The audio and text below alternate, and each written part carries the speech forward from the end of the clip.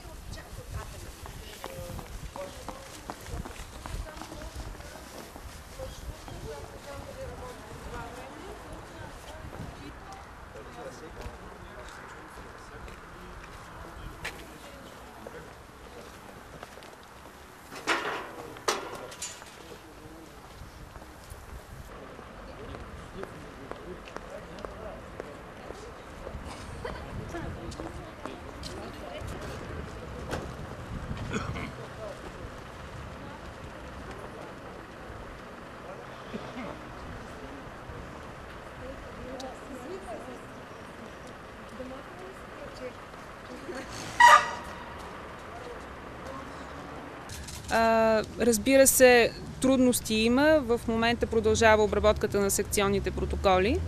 Обработени са около 57% от секционните протоколи. Наистина обема от работа е такъв, че нашата Общинска избирателна комисия работи с по-забавено темпо, но ви уверявам, че със сигурност ние полагаме усилия това да е за да гарантираме наистина качество на процеса по проверка на секционните протоколи.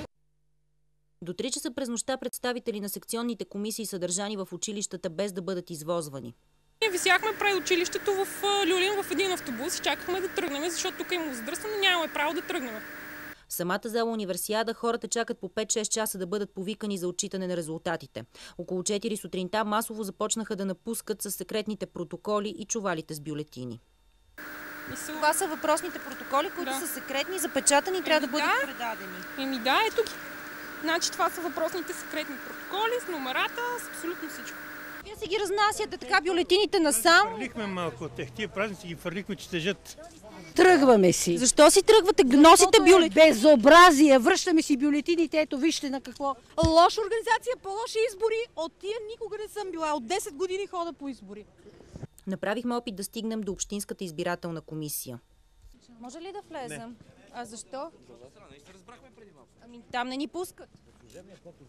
Не ни пускат оттам. Направихме опит да влезем в зала Универсиада, за да видим какво е реалното положение вътре. За първи път от 20 години медии не се допускат до залата. Единствената информация за обстановката вътре получихме от самите хора. 1100 номер сме, а в момента минават 300. Вътре е задушно, припадат хората и аз ходих на лекар, защото ми стана лошо. Страшно. Опитахме да стигнем до линейките, паркирани в близост, но не бяхме допуснати и до тях. Не може да минете от тук, ви казвам. А защо не може да минете? Защото такова е разпореждането. Действително, причината за забавянето на работата на Общинската избирателна комисия, освен многото протоколи, знаете, че провеждаме избор 2 в 1, в случаите, в които избираме кмет на кметство, протоколите, които идват при нас за обработка са 4 на брой, за президент, вице-президент, общински съветници, кмет на кметства и кмет на Столична община. Тоест можете да си представите какъв ресурс е необходим, за да бъдат обработени протоколите на всичките 1454 секции на територията на Столична община. Но със сигурност успяваме да коригираме грешките, които нашите колеги от секционните избирателни комисии са допускали. Много висок е процента на сгрешените протоколи. Какви са грешките?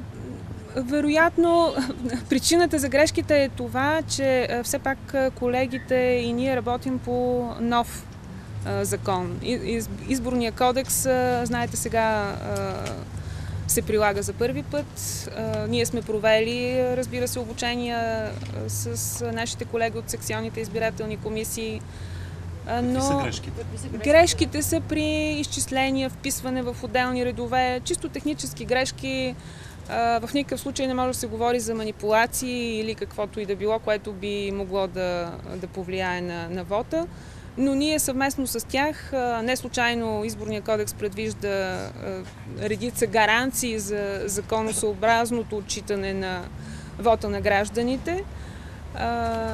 Ние, разбира се, стриктно спазвайки закона, съдействаме да бъде установен действителния вод, броят се бюлетини тогава, когато се налага и се коригират сгрешени секционни протоколи. Много е висок процент, може би над 80% от протоколите се нуждаят от корекция. И се коригират сгрешени секционни протоколи. Много е висок процент, може би над 80% от протоколите се нуждаят от корекция.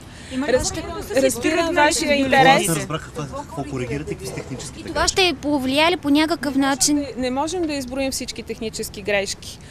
Разберете, че нашата работа не е толкова проста, колкото изглежда. Работата на комисията се подготвя месеци наред предварително. Има умора у колегите. Благодаря на всички членове на секционни избирателни комисии, които изпълняват задълженията си до този момент, които съхраняват изборните книжа и материали така, както изисква закона и съдействат максимално на нашата работа. Имаше припаднали, други казаха, че няма да дойдат на балотаж. Господине, вие сам разбирате, че когато човек работи 24 часа, изпълнявайки служебните си задължения, както и вие го правите от снощи, за което ви благодаря, няма как да не е изморен, но виждате, че всеки от нас е на мястото си, работим по конкретна работа. Защо не си изпълнихте задълженията така, че да се създаде една добра организация, да няма този хаос, това натрупване на напрежение? Кой не си свърши работата? Да. Аз още веднъж повтарям, че в никакъв случай не е създаден хаос. Хората са изморени. Хората са...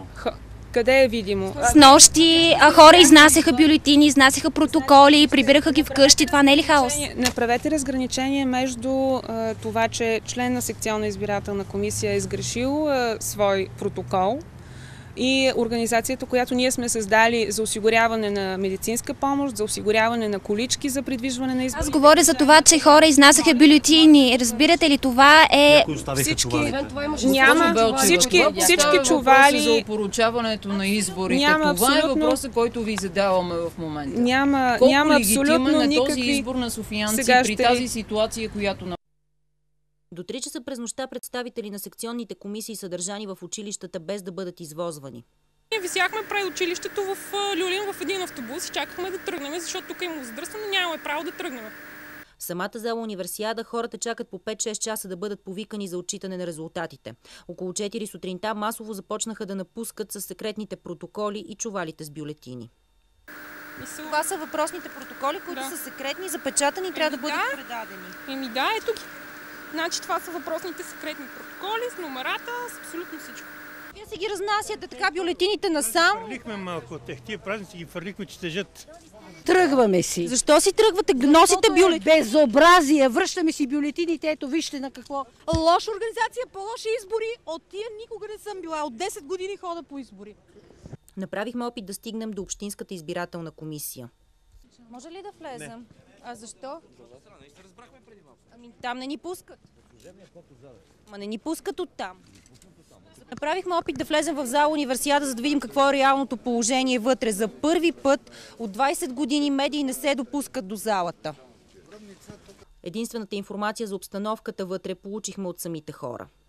1100 номер сме, а в момента минават 300. Вътре е задушно, припадат хората и аз ходих на лекар, защото ми стана лошо. Страшно. Опитахме да стигнем до линейките, паркирани в близост, но не бяхме допуснати и до тях.